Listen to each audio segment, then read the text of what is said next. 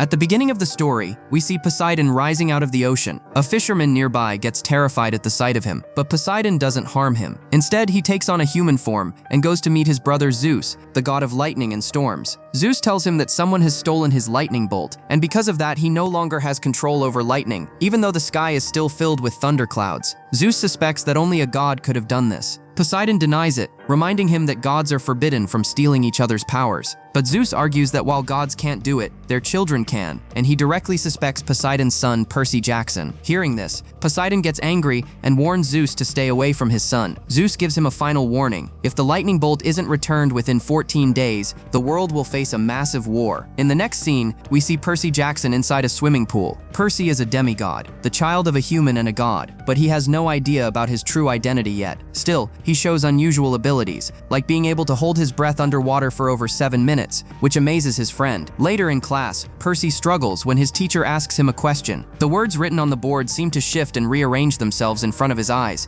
making it impossible for him to read or answer properly. When Percy returns home, he tells his mom about this strange problem, thinking it might be some kind of illness. His mother reassures him that everything will be okay soon. Percy lives with his mom and his stepfather, but he doesn't like his stepdad at all. The man is abusive and often treats both Percy and his mother badly. That night, while standing on the balcony, Percy notices someone across the street watching him, which makes him uneasy. The next day, Percy goes to a museum library with his friend Grover. There, their teacher, Mr. Brunner, explains the history of the Olympian gods. He tells them about the 3 main gods: Poseidon, Zeus, and Hades, who are brothers and rule over the sea, sky, and underworld. He also explains how they gained their powers after defeating their own father. When Mr. Brunner asks Percy what children born from gods and humans are called, Percy correctly answers demigods. Then, when asked to name one, Percy looks at an ancient text. Strangely, the Greek letters transform into English right before his eyes, allowing him to read the name Perseus with ease. It becomes clear that what Percy thought was a problem is actually a special ability. Suddenly, Percy's teacher calls him aside and takes him into a separate area. Without warning, she transforms into a terrifying flying demon and attacks him, demanding to know where Zeus's lightning bolt is. Percy is shocked and confused, having no idea what she's talking about. Just before she can hurt him, Grover and Mr. Brunner arrive. Recognizing the creature, Mr. Brunner threatens to destroy her, forcing the demon to retreat. Percy is left completely confused. How did they know about the monster? And why didn't they explain anything to him? Instead of answering his questions, Mr. Brunner gives Percy a pen and tells him to leave with Grover immediately, as his life is in danger. On the way home, Grover assures Percy that he will protect him, even though Percy finds it hard to believe since Grover appears physically weak. When they reach home and Percy's stepfather starts misbehaving again, Grover suddenly attacks him and knocks him down. Realizing the danger Percy is in, Grover quickly takes Percy and his mother, and the 3 of them rush into a car, heading toward a mysterious camp. The place Grover brings Percy to is called Camp Half-Blood, a safe haven for demigods like him, where they stay hidden from the human world and train to survive. On the way, Percy's mom finally reveals the truth about his father. She tells him that she met his dad while working near the sea, but after Percy was born, his father had to leave for reasons she couldn't explain. Suddenly, their car crashes after a strange cow appears in front of them. The vehicle flips over, but Grover uses his strong legs to break the glass and pull Percy and his mom out safely. That's when Percy discovers the truth. Grover isn't disabled at all. In fact, his lower body is that of a goat, revealing that he's not human. Grover is actually a satyr, a protector assigned to keep Percy safe, and he has known about Percy's identity all along. Before Percy can fully process this, a giant buffalo-like monster charges toward them. With no time to waste, Grover leads Percy and his mother toward the forest, where Camp Half-Blood is located. The idea is simple. Once inside the camp, the monster won't be able to harm them. They somehow make it to the camp boundary, but there's a problem. Percy's mother cannot enter because she is human. Just then, the monster catches up. Percy's mom urges him to go inside, but Percy refuses to leave her. Tragically, the monster attacks and kills her right in front of him. Heartbroken and filled with rage, Percy activates the pen given to him by Mr. Brunner, and it transforms into a sword. With it, Percy fights the monster. He struggles badly against the powerful creature, but somehow, with great effort, he manages to defeat it. Exhausted, Percy collapses and loses consciousness. When Percy wakes up, he finds himself in the camp's infirmary. He had been unconscious for several days. At first, he thinks everything that happened was just a dream, but when he sees Grover's legs again, he realizes it was all real. Grover then explains everything about Camp Half-Blood, where many demigods are training. Percy also meets Annabeth Chase, the daughter of Athena, who is a skilled and brave warrior. Later, Grover takes Percy to the beach, where he meets Chiron, who was previously disguised as Mr. Brunner. Chiron reveals his true form as a centaur, with the lower body of a horse, and explains that he is the trainer and mentor of all demigods at the camp. He brings Percy to a cabin by the sea, and tells him that it was built by his father, Poseidon. Chiron also explains that Percy is in danger from Poseidon's brothers, Zeus and Hades. That's why Percy's mom kept him hidden for so long, even living with his abusive stepfather to make sure no one discovered his powers. Hearing all this, Percy feels angry toward his father for leaving him and his mother behind. Finally, Chiron reveals the biggest problem. Zeus's lightning bolt has been stolen, and Percy is being blamed for it. If the bolt isn't returned within 14 days, a massive war will break out that could destroy the world. Percy asks what they should do, and Chiron explains his plan. They need to go to Olympus and convince Zeus that Percy is innocent. But before that, Percy must complete his training, because stepping outside the camp right now would be extremely dangerous. Percy agrees, knowing he has no other choice. The next day, Chiron gathers everyone and introduces Percy to the camp. After that, he organizes a competition where all the campers are divided into 2 teams, red and blue. The goal is simple: capture the other team's flag. Percy is placed on the blue team, whose leader is Luke Castellan. Luke warmly welcomes Percy, and once the game begins, both teams charge at each other, fighting hard to capture the flag. Percy moves forward with Luke, battling enemy campers along the way. At one point, Luke tells Percy to keep going while he holds off the others. Percy pushes ahead, and eventually reaches a river. As he bends down to drink water, he notices the enemy team's flag on the other side. Excited, he quickly crosses the river and heads straight for it. But just before he can grab it, Annabeth Chase appears. She had been hiding there to guard the flag. A fight breaks out between Percy and Annabeth, while Grover, Chiron, and the rest of the campers gather to watch. Annabeth easily overpowers Percy, leaving him badly injured on the ground. Just then, Percy hears the voice of his father, Poseidon, guiding him toward the water. Struggling, Percy drags himself to the river and dips his hand into it. Instantly, the water heals his wounds, and he feels stronger than ever. With renewed energy, Percy gets back up and defeats Annabeth along with the rest of the opposing team. He captures the flag all by himself, winning the game for his team. Everyone cheers for him, impressed by his courage. That night, the camp celebrates with a party, and everyone enjoys the moment. Later, Annabeth comes over to talk to Percy. He jokes that it felt like she was going to kill him during the fight. Annabeth laughs and explains that this is normal during camp competitions. She also mentions that maybe they don't get along easily because their parents are rivals. Her mother Athena and Percy's father Poseidon have a long-standing conflict over power in Olympus. While they are talking, something shocking happens. From the nearby fire, Hades suddenly appears and starts causing chaos. He tells Percy that if he wants his mother back, he must bring Zeus's lightning bolt to him. Percy is confused and insists that his mother is dead, but Hades shows him that she is actually alive, trapped in the underworld. He gives Percy a deal: bring the lightning bolt to the underworld, and he'll return his mother. Then, he disappears. Determined to save his mom, Percy decides he must go to the underworld and confront Hades, hoping to prove his innocence and rescue her. However, Chiron warns him that if Hades finds out Percy doesn't have the bolt, he might kill both Percy and his mother. He advises that they should first go to Olympus, clear Percy's name, and then rescue his mom safely. Percy agrees for now, but later that night, when everyone is asleep, he secretly packs his things and sets out alone to reach the underworld. Unknown to him, Grover and Annabeth were already expecting this.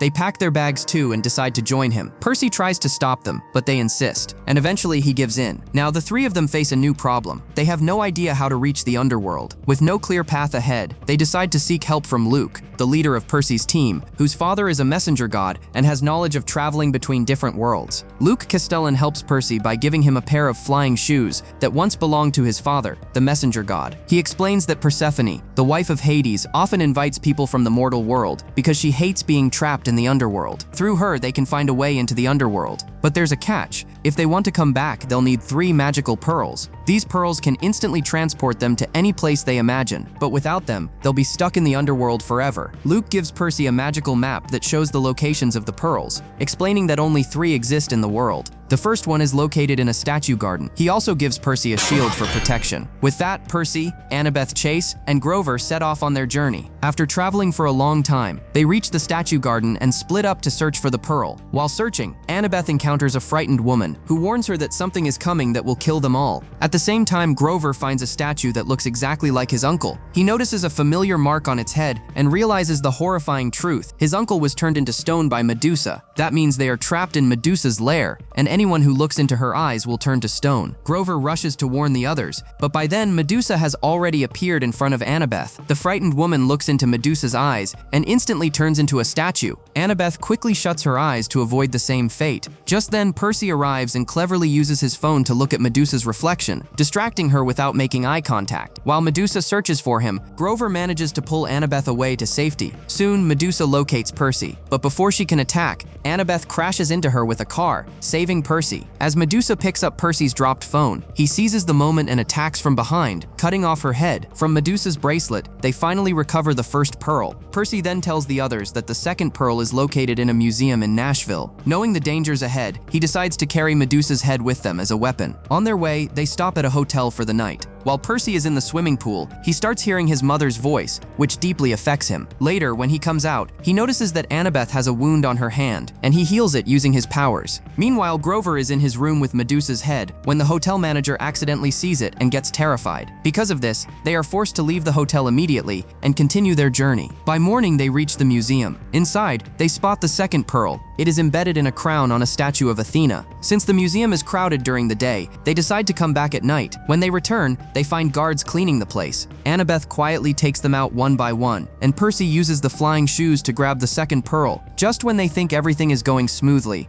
the guards suddenly transform into a terrifying five-headed dragon and attack them. Percy and his friends struggle to survive. Percy even tries to use his water powers to hold the creature back, but it's not enough. Just as things get critical, Grover uses Medusa's head and turns the dragon into stone, saving all of them. Later, when Percy and his friends stop at a bar, they see on the news that a massive storm is building across the world. Dark clouds are spreading everywhere, and it's clear that something terrible is about to happen. Percy realizes that Zeus and Poseidon are preparing for war, and the changing weather is a direct result of their rising conflict. With very little time left, they check the map again and discover that the third pearl is located in Lotus Hotel and Casino in Las Vegas. The three of them head straight to Las Vegas and enter the casino. Inside, they are welcomed with special lotus food, and after eating it, they slowly begin to lose focus. They forget their mission and get completely distracted, enjoying the games and развлечения around them. Time passes without them even realizing it. Suddenly, Percy hears his father Poseidon's voice, warning him to wake up. When Percy regains his senses, he understands that the casino is a trap where people have been stuck for years. Realizing the danger, Percy quickly brings Annabeth and Grover back to their senses. Together, they locate the third pearl and make a run for it. The guards try to stop them, but they manage to escape using a car. Once they are outside, they are shocked to learn that they had been trapped inside for 5 whole days. With no time to waste, they check the map again and find the entrance to the underworld in Hollywood. Without delay, they head there. In Hollywood, they find a hidden entrance that opens as a wall collapses. The three of them step inside, and the entrance seals behind them. Deep inside, they meet a boatman who ferries souls to the underworld. Percy offers him gold coins, and the boatman agrees to take them along, even though only the dead are usually allowed to enter. He takes them across and drops them at the gates of Underworld, right outside Hades' palace. As they enter the palace, dark creatures move toward them, ready to attack. But just in time, Persephone arrives and stops them. She takes Percy and his friends to meet Hades. Hades seems pleased to see Percy and even praises his courage. Percy explains that he did not steal Zeus's lightning bolt, but Hades doesn't believe him. To force Percy's hand, he brings Percy's mother in front of him and offers a deal: trade the lightning bolt for her freedom. Percy is overjoyed to see his mother alive, and for a moment even Hades begins to think Percy might be telling the truth. But suddenly, Hades discovers Zeus's lightning bolt hidden inside Percy's shield. This convinces him that Percy has been lying all along. Furious, he decides to hand Percy, his mother, and his friends over to the souls of the underworld. Percy tries to explain that the shield actually belongs to Luke Castellan and that Luke might be the real thief, but it's too late. Hades refuses to listen. Just as the situation turns hopeless, Persephone steps in. She cleverly takes the lightning bolt from Hades and uses it against him, knocking him unconscious. She then saves Percy, his mother, and his friends from the attacking souls. She explains that she helped them because Hades has been keeping her trapped and mistreating her. Now Percy knows he must return the lightning bolt to Zeus to stop the war. Using the magical pearls, he escapes the underworld along with his mother and Annabeth Chase. However, there are only 3 pearls, and someone has to stay behind. Being Percy's loyal friend, Grover chooses to remain in the underworld with Persephone so that Percy and the others can escape safely. After escaping the underworld, Percy returns with his mother and Annabeth Chase to a tall building that serves as a gateway to Olympus. But just as they arrive, Luke Castellan shows up and reveals the truth. He is the one who stole Zeus's lightning bolt. He had secretly hidden it inside his shield and given it to Percy so it would eventually reach Hades. Luke's plan was to start a war among the gods so that a new ruler could rise,